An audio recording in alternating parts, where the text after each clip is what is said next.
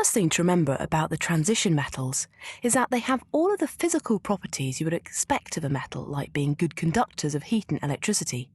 They form positive ions in most of their reactions, which is just what you'd expect a metal to do.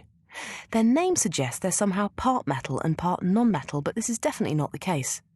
By the way, the elements that do have properties partway between metals and non-metals are called metalloids. Examples include silicon and germanium. The transition metals are found in the central part of the periodic table, in the lower section between the two blocks at each end. The transition metals share some characteristics. For instance, many compounds of the transition metals are coloured. The brown colour of rust and the blue colour of copper sulfate are due to iron and copper being transition metals. Transition metals and their compounds are often used as catalysts.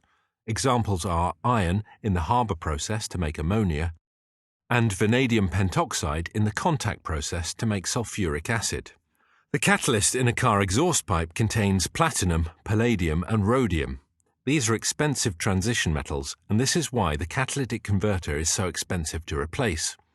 Transition metals usually have higher melting points than the other main group metals.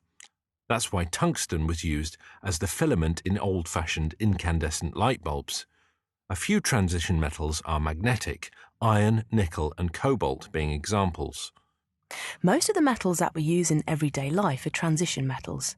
Copper was one of the first metals used by people, probably because it's fairly easy to extract from its ores. People then learnt to alloy it with tin to make bronze. A major use of copper today is as an electrical conductor.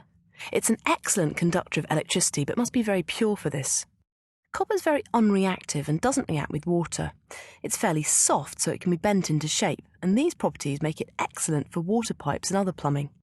Many cooks prefer copper-bottomed saucepans because the good thermal conduction of the copper spreads the heat evenly. Iron is mostly seen in use as steel because pure iron is too soft for structural use. Iron from the blast furnace contains around 5% carbon, and this makes it brittle. Simple steel has most of this carbon removed. This is the kind of steel used for car bodies, ships, and the structural steel in buildings. Sometimes other metals can be added to the iron. This gives steel specific useful properties. Nickel steels are used for cables of suspension bridges. Steels with added nickel and chromium are resistant to corrosion and are called stainless steels. It's possible that in the exam you might be asked about the uses of transition metals that you know about. However, an exam question could also give you some information and ask you to use it. Try to choose the best reasons for choosing a particular metal, rather than just listing everything you can think of. For instance, the steel in a tin can is a reasonably good conductor of electricity, but this isn't a good reason for using steel to make tin cans.